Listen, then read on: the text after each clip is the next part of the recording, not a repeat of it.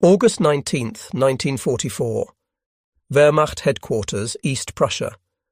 General Oberst Alfred Jodl reviewed the latest intelligence reports from the collapsing Western Front. His staff had calculated the mathematics of Allied supply lines stretching over 400 miles from the Normandy beaches to Patton's spearheading Third Army. The Americans have outrun their logistics. Patton will halt within days, perhaps hours. No army can sustain such advanced speeds without fuel. From his position at Hitler's Wolfschanze headquarters, Jodl analysed what every German general understood from experience. An armoured division consumed 150,000 gallons of fuel daily when advancing. The Americans were now 400 miles from their supply depots. The calculation was inescapable.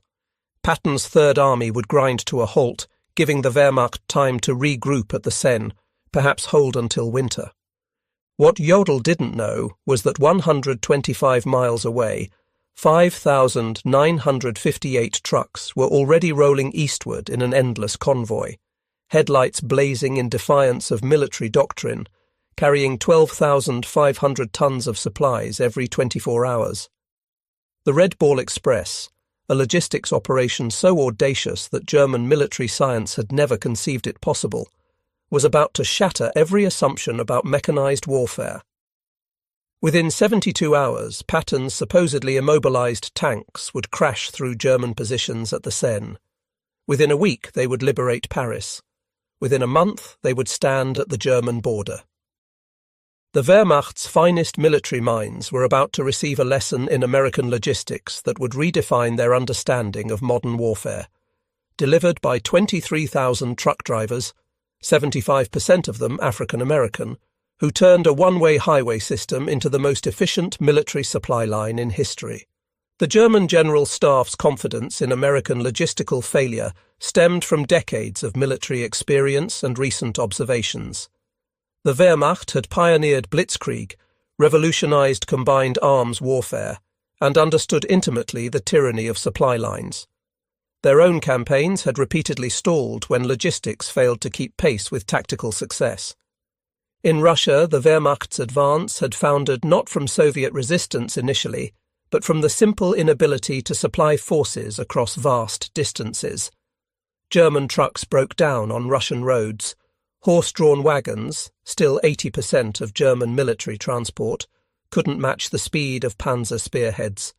Railway gauge differences meant supplies piled up hundreds of miles from the front. General der Panzertruppe Heinrich von Luttwitz, who would command 47 Panzer Corps from September 1944, had written in July, "The Americans face the same logistical impossibility we faced in Russia. Their mechanical advantage becomes a disadvantage. Machines require fuel, ammunition, parts. They have advanced 400 miles in 30 days. History teaches us what comes next: paralysis." German intelligence meticulously tracked American consumption rates. A single Sherman tank burned 0.5 miles per gallon on roads, far worse cross-country. An infantry division required 700 tons of supplies daily. An armoured division needed 1,000 tons. Patton commanded 12 divisions advancing on a 60-mile front. The mathematics seemed irrefutable. 12,000 tons daily, transported 400 miles from the beaches over damaged roads through a transportation network the Germans had systematically destroyed during their retreat. General Major Siegfried Westphal, who would become Chief of Staff to Field Marshal von Rundstedt in September, calculated on August 20th, "Even if the Americans possessed unlimited trucks, which they don't, and perfect roads, which they don't, and no mechanical failures, which is impossible, they still couldn't sustain Patton's advance more than another 48 hours. Physical laws cannot be violated, not even by American industry." At 2 p.m. on August 25, 1944, in a requisitioned French chateau near Lessay, Lieutenant Colonel Laurent Ayres of the Motor Transport Service faced a room full of sceptical officers. The math they presented was stark. Patton's Third Army was consuming supplies faster than any army in history, advancing at speeds that defied all logistical planning. Traditional supply methods, railway transport, scheduled convoys, depot-to-depot distribution, had collapsed under the strain. "Gentlemen," Ayres announced, "we're going to create a one-way highway from Cherbourg and the beaches to the front lines. Every vehicle will run 20 hours out of 24. No stopping except for gas and emergencies. We'll move 12,500 tons daily minimum." The name came from railway terminology. A red ball freight was an express shipment that took priority over everything else. The Red Ball Express would operate on the same principle: absolute priority, no delays, no exceptions. The technical specifications defied German military doctrine. 2 parallel one-way highways, one for loaded trucks going forward, one for empties returning. 24-hour operations with headlights blazing, abandoning blackout discipline. No stop policy except for fuel and mechanical failure. 5-minute convoy intervals, maintaining 35 miles per hour average speed. Mobile maintenance units every 50 miles. MP checkpoints removing any vehicle below 25 miles per hour. Colonel Charles O. Thrasher, commanding the advanced section of ADSEC, Advanced Section Communications Zone, reviewed the projected numbers. "We need 140 truck companies, 5,958 vehicles minimum, operating at 90% availability. That's impossible by any logistics textbook ever written." Yet within 36 hours, the impossible was operational. On August 26, 1944, drivers from the 3916 Quartermaster Truck Company climbed into their GMC CCKW 2.5-ton trucks, nicknamed the Deuce and a Half, loaded with 105mm artillery shells bound for Patton's guns at Melun, 300 miles east. The demographic composition of the Red Ball Express would have stunned German racial theorists. Of the 23,000 drivers who would eventually operate the route, approximately 75% were African American soldiers, serving in a still segregated army. These men, who couldn't eat in white restaurants or use white facilities in much of America, were keeping the most celebrated white general's army in motion. The drivers developed their own culture within hours. They painted slogans on their trucks: Patton's Blood Bank, Hitler, Here We Come, Detroit to Berlin Express. They created their own traffic rules. Slower vehicles pulled off immediately, mechanical failures were pushed into ditches. Any truck below 20 miles per hour was considered a roadblock. By August 28th, German reconnaissance units began reporting something unprecedented. Units from Aufklärungsabteilung 116 radioed from positions overlooking the main Red Ball route. Continuous vehicle column, headlights visible for 20 kilometers, no spacing, no blackout discipline. Estimate 1,000 vehicles per hour. Americans have abandoned all military precaution. This violated everything German military doctrine taught. Headlights at night invited air attack. Continuous columns presented perfect artillery targets. No spacing between vehicles meant a single disabled truck could halt an entire convoy. Yet the Americans seemed unconcerned. General Lieutenant Edgar Feuchtinger, commanding the 21st Panzer Division, personally observed the Red Ball Express from concealed positions on August 30th. His report to Army Group B headquarters reflected growing alarm. "The enemy operates a supply system beyond our comprehension. Vehicles pass at 30-second intervals, day and night, without pause. They don't hide, don't disperse, don't follow any rules we understand. It's not military science, it's mass production applied to warfare." What the Germans couldn't understand was that American logistics operated on different principles entirely. Where German doctrine emphasized concealment, Americans relied on volume. Where Germans conserved vehicles, Americans assumed 20% mechanical failure and planned accordingly. Where Germans followed strict military procedure, Americans improvised continuously. The numbers achieved by the Red Ball Express defied German calculations of what was logistically possible. First week, August 25th to 31st, 1944, 89,939 tons of supplies delivered. Daily average, 12,848 tons. Round-trip distance, 686 miles. Vehicle rotations, 5,958 trucks making 1.5 trips daily. Fuel consumed by the operation itself, 300,000 gallons. German logistics specialists captured these numbers from American documents and dismissed them as propaganda. But the numbers were real, and they were accelerating. By September 5th, the Red Ball Express had established a rhythm that seemed impossible to German logistics officers who still relied on horse-drawn wagons for 80% of their transport. Convoys departed every 5 minutes from the western terminus. Average convoy, 67 vehicles. Load per vehicle, 5 tons standard, 7 tons frequent overload. Time to cover 350 miles one way, 14 hours average. Turnaround time at each end, 2 hours. Vehicles in constant motion, 5,000 at any given moment. The Red Ball Express generated innovations hourly as drivers and mechanics solved problems German military science considered insurmountable. When trucks broke down, approximately 1,800 daily, mobile maintenance units performed repairs on the roadside. Mechanics developed a triage system, 15 minutes to fix or push it off the road. Parts were cannibalized from vehicles deemed unrepairable. Engines were swapped in 45 minutes using mobile cranes. When the designated Red Ball route became congested, drivers created alternate paths. They commandeered French buses to move personnel and free up trucks for cargo. They borrowed German vehicles, painting them olive drab and pressing them into service.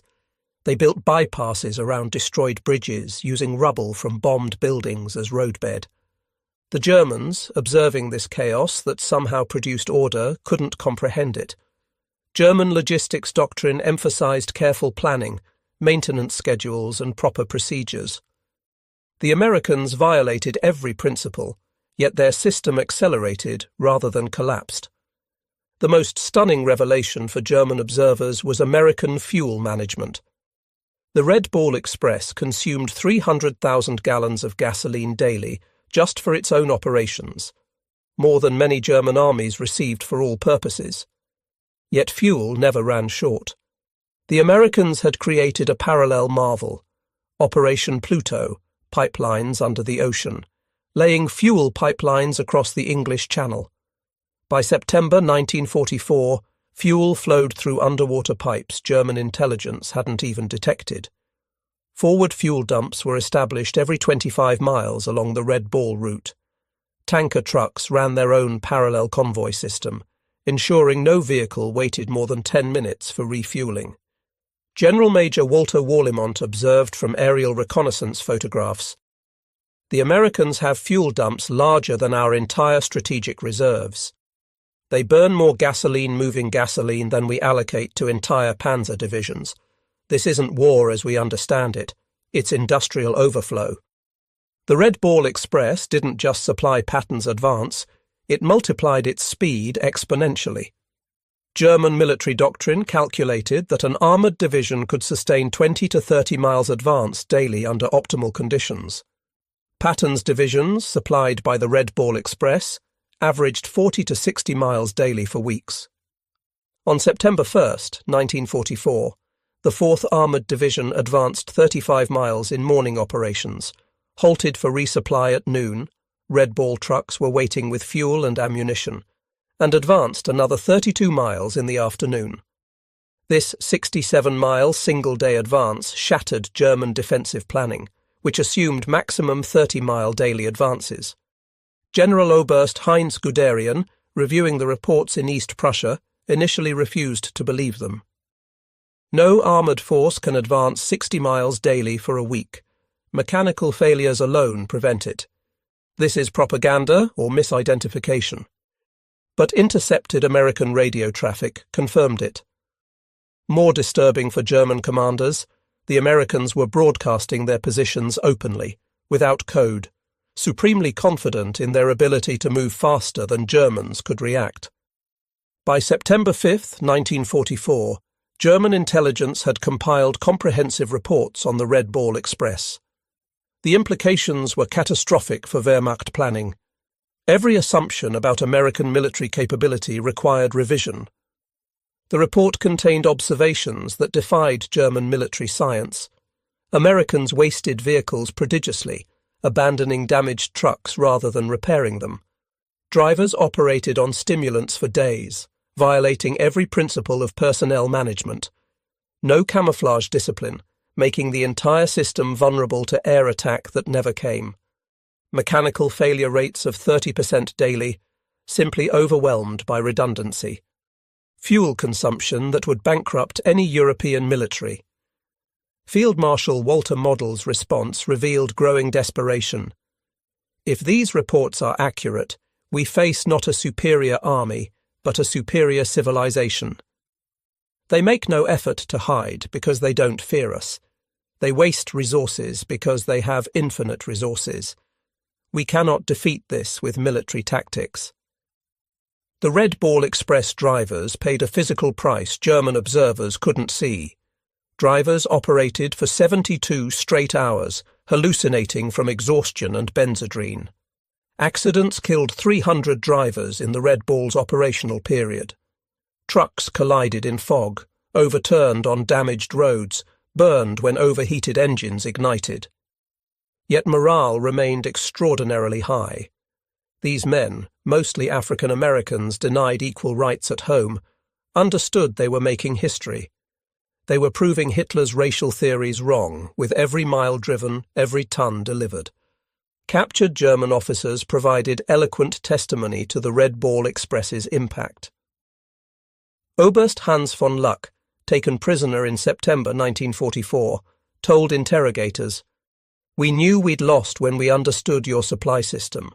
You violate every rule, waste fuel, abandon vehicles, exhaust drivers, yet succeed through sheer volume. You've industrialized warfare beyond our comprehension."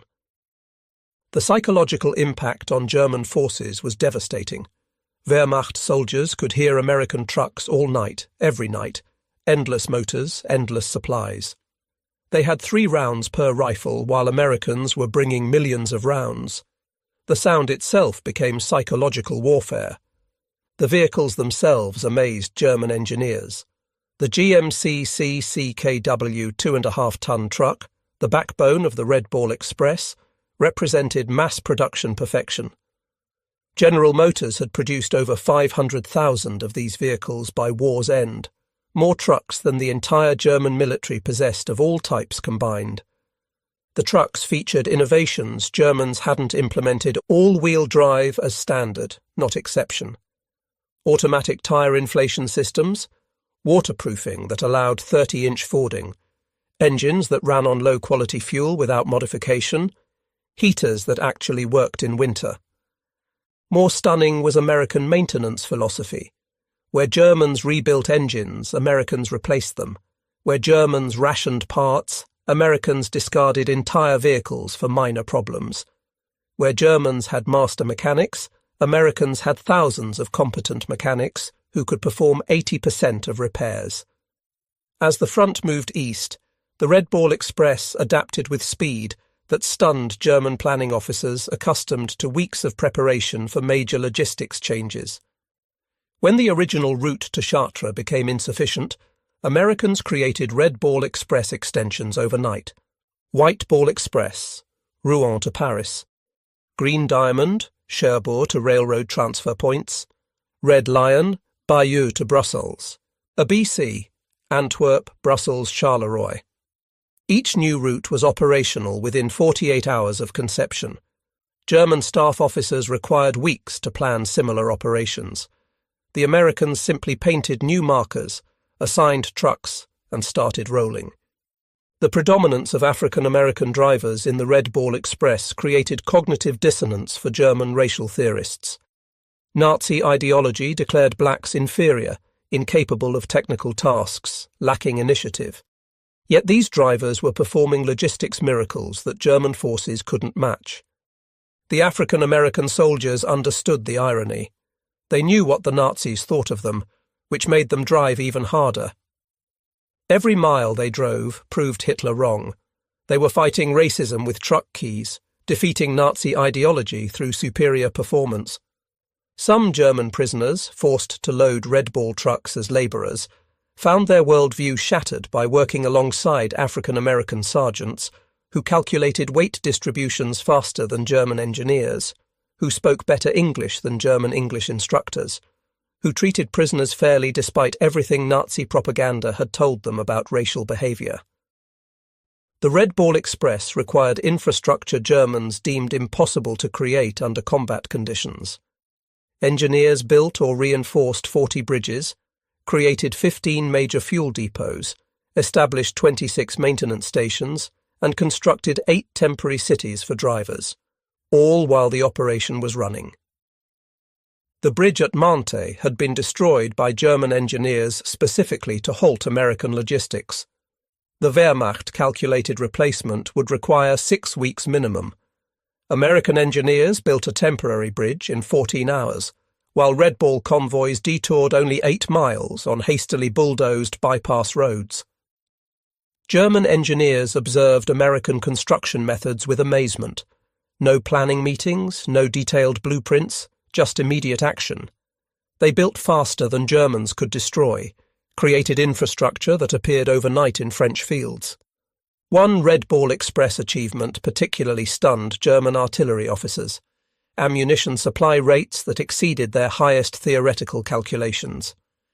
American artillery units fired without restriction, a luxury no German unit had enjoyed since 1942. During the reduction of Metz fortifications in September 1944, the XX Corps artillery fired 100,000 rounds in 24 hours. The Red Ball Express delivered every round, plus 20% surplus. German artillery defending Metz was rationed to 50 rounds per gun per day. The disparity was overwhelming. American guns fired continuously for hours, while German artillery officers calculated that such bombardments required 50 truckloads of ammunition per hour. The Red Ball provided it without pause. The Red Ball Express consumed vehicles at rates that would have paralysed any other military. By late September, mechanical attrition reached staggering proportions: average vehicle life, 10,000 miles, normal, 30,000. Daily deadline rate, 30% of all vehicles. Engines replaced, 500 weekly. Tyres consumed, 10,000 weekly. Total vehicles destroyed or abandoned, 5,000 plus. Yet the operation never slowed. American production had anticipated such losses.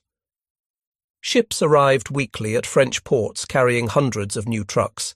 Replacement drivers were trained in 2 days and thrown into convoys. German calculations showed Americans destroying more trucks weekly than the Wehrmacht possessed in France. Yet their transport capacity increased rather than decreased. They had achieved something Germans thought impossible: logistics faster than consumption.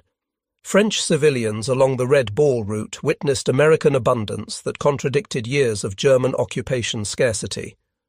The psychological impact on occupied populations was immediate and profound. The Red Ball Express drivers, particularly African Americans, often shared their rations with French civilians despite regulations. Every stop children would gather, and drivers would give them chocolate, cigarettes, soap. The contrast with German occupation was stark. Americans gave away casually what Germans had rationed strictly. German intelligence reported the propaganda impact. French civilians now believe American victory inevitable. They cite the truck convoys as proof. Resistance activity has increased 400% along Red Ball routes. The population that accepted our occupation now actively opposes it. In early September 1944, the Red Ball Express faced its greatest challenge. Patton's Third Army had advanced so far that even the Red Ball struggled to maintain supply rates. The round trip now exceeded 700 miles. Drivers were collapsing, vehicles were disintegrating. German intelligence detected the strain. General der Panzertruppe Hasso von Manteuffel reported September 8th. American supply lines show signs of collapse. Convoy intervals have increased from 5 to 15 minutes. Vehicle speed has decreased. This is our opportunity.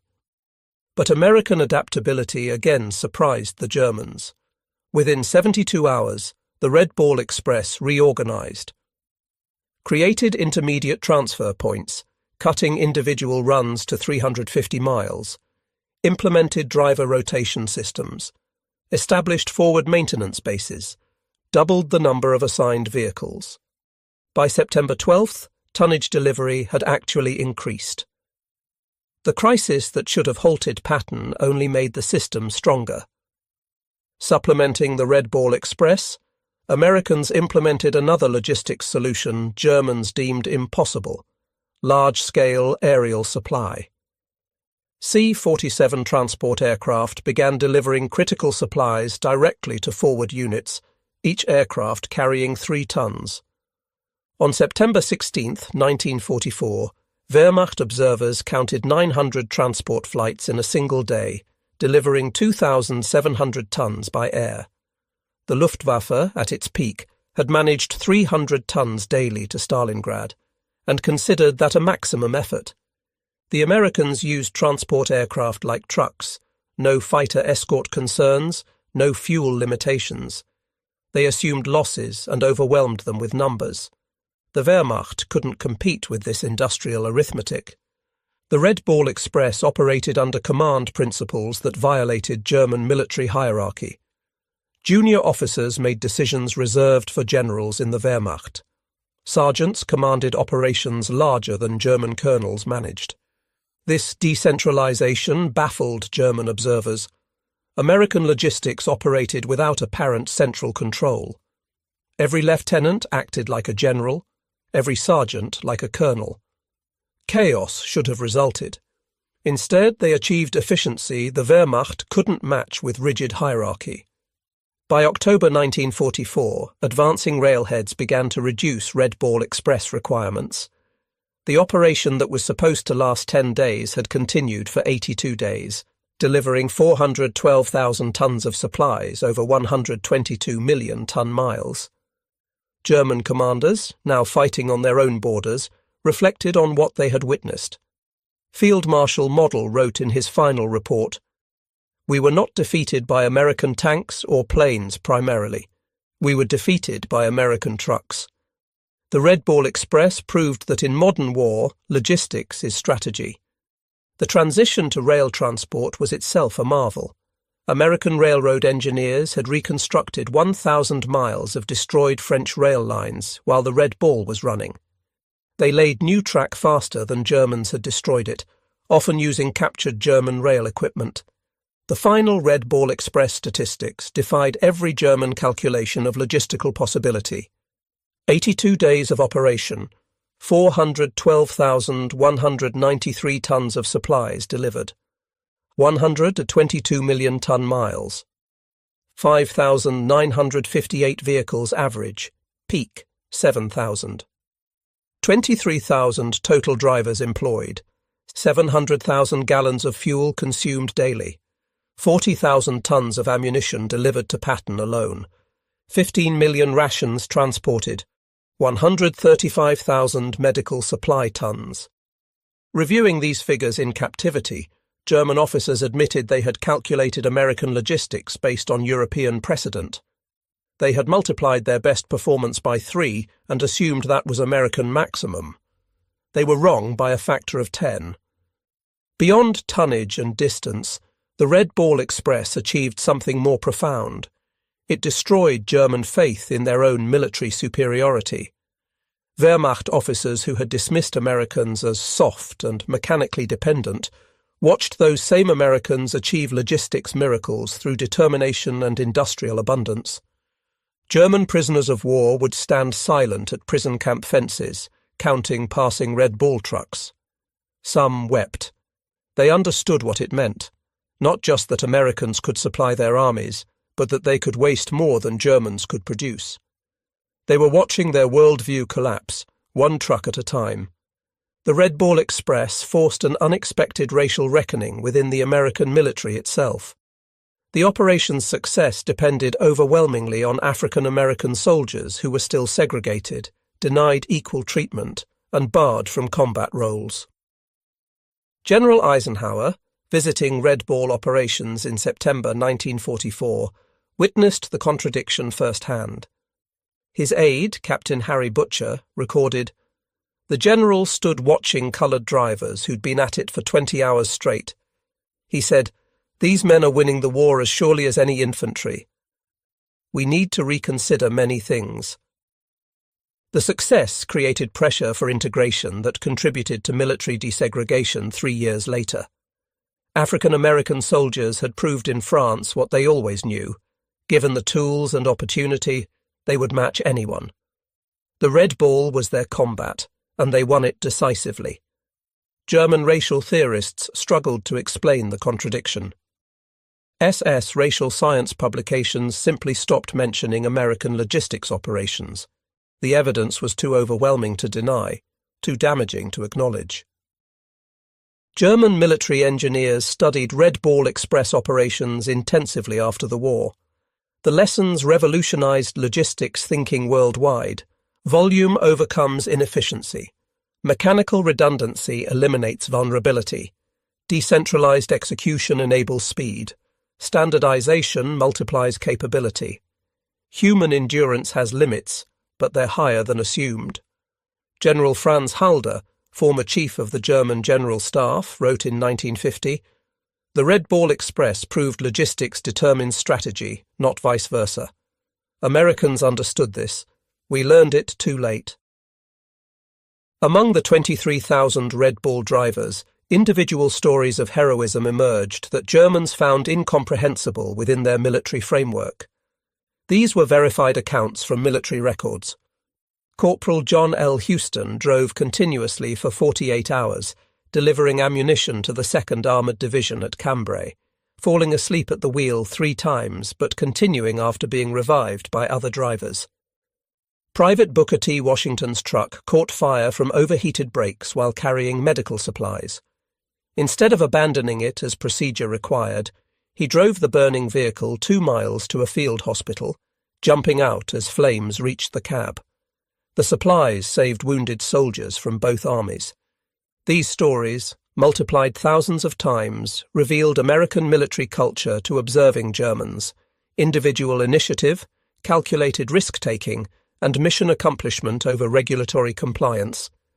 Desperately, German forces attempted to create their own version of the Red Ball Express in late 1944. Operation Greif during the Battle of the Bulge included plans for captured American trucks to create German supply lines. The effort failed immediately. German drivers couldn't maintain American speeds. German mechanics couldn't repair American equipment fast enough. German fuel supplies couldn't sustain the consumption rates. Most fundamentally, Germans couldn't replicate the American attitude of unlimited resources. Oberst Otto Skorzeny, commanding the operation, reported, "We captured 50 American trucks. Within a week, 30 were deadlined. Americans would have replaced them. We tried to repair them. That difference explains our defeat." The winter of 1944–45 provided the Red Ball Express's ultimate test. Freezing rain, snow and ice should have stopped wheeled transport. German doctrine stated wheeled logistics became impossible below -10 degrees Celsius.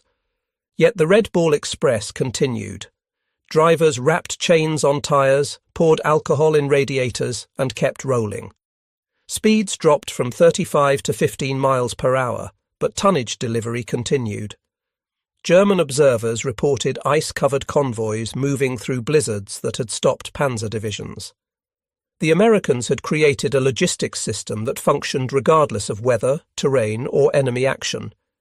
It wasn't elegant or efficient by German standards, but it was unstoppable. In May 1945, captured German logistics officers were required to study Red Ball Express operations for historical records. Their conclusions were unanimous and devastating to German military pride. General der Infanterie Friedrich Schulz summarized, The Red Ball Express represents warfare we never imagined. Americans created a temporary civilization, thousands of men, thousands of vehicles, millions of tons of supplies, that existed only to feed armies, then dissolved when no longer needed. We built permanent infrastructure over years. They created superior temporary systems in days. The most insightful analysis came from General Oberst Heinz Guderian, father of German armoured warfare. We invented blitzkrieg but never solved its fundamental limitation, logistics. Americans solved it through industrial excess we deemed impossible. The Red Ball Express was not a supply line, but a flowing river of material that drowned our forces. The Red Ball Express cost the United States approximately $100 million in 1944 dollars. Vehicles destroyed, fuel consumed, roads destroyed, French claims for damage. German staff officers, accustomed to managing scarcity, found the figure incomprehensible, yet Americans considered it cheap. The operation enabled the capture of 400,000 German soldiers, the liberation of France, Belgium and Luxembourg, and shortened the war by an estimated 6 months. Each day of war cost America $250 million. The Red Ball Express paid for itself in a single day of shortened conflict.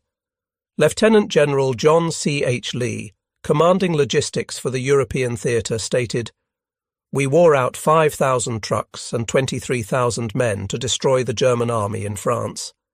In any previous war, that would be catastrophic losses. In American industrial war, it's acceptable overhead." An unexpected consequence of the Red Ball Express was the revolutionary impact on post-war civilian logistics. Thousands of drivers returned to America with experience operating the world's largest transportation network. These veterans founded trucking companies, designed interstate highways, and created the modern American logistics industry. Companies like Yellow Freight, Roadway, and Consolidated Freightways were started by Red Ball veterans who applied military logistics to civilian commerce. They had learned in France that volume beats efficiency, speed beats perfection, and if you can keep trucks rolling 24 hours, you can move the world. Military historians universally recognize the Red Ball Express as the decisive logistics operation of the European theatre. Without it, Patton's advance stops, Paris falls weeks later, and German forces successfully establish winter defensive lines.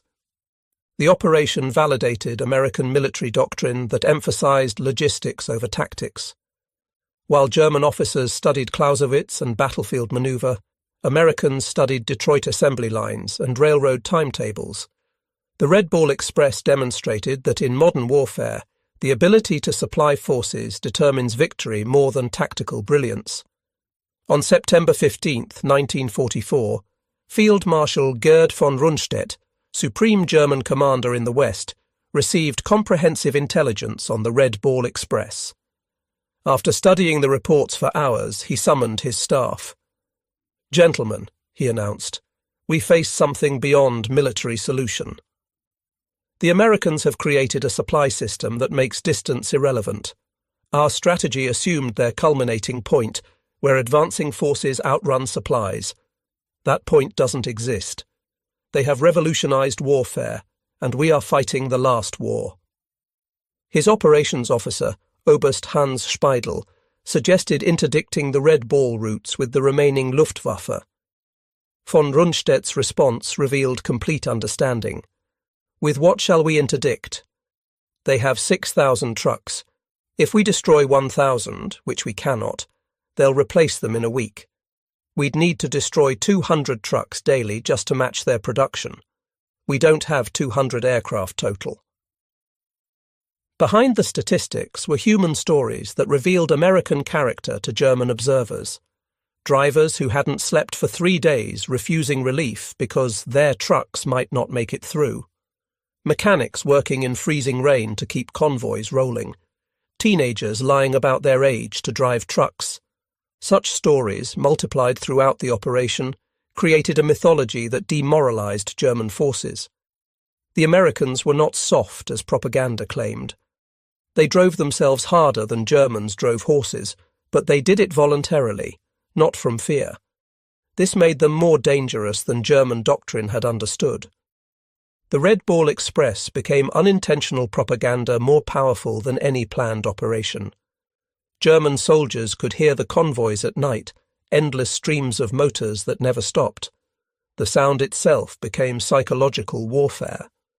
German units reported hearing ghost convoys that demoralized troops as effectively as actual logistics. The knowledge that Americans had unlimited supplies while Germans rationed their last ammunition created despair that undermined combat effectiveness. American psychological warfare units recognized the impact. They began broadcasting truck engine sounds toward German lines when actual convoys weren't present. German units reported these phantom convoys as real, demonstrating the psychological damage the Red Ball Express had inflicted. In November 1944, with rail lines partially restored, the Red Ball Express was officially discontinued. But its methods had revolutionized military logistics permanently. The concept of continuous, high-volume, wasteful but effective supply became American military doctrine. The final innovation was the speed of dissolution. The massive operation, 23,000 men, 6,000 vehicles, hundreds of installations, disappeared in 72 hours. Troops reassigned, vehicles redistributed, routes returned to civilian use. Germans required months to create smaller operations and years to dissolve them. Americans built what they needed, used it, discarded it, and built something better. When German generals surrendered in May 1945, many cited the Red Ball Express specifically as demonstrating the hopelessness of continued resistance. General der Panzertruppe Hasse von Manteuffel stated at his interrogation, "When we understood your logistics capacity, we knew the war was lost. You could supply armies faster than we could destroy them. The Red Ball Express was a weapon against which we had no defense."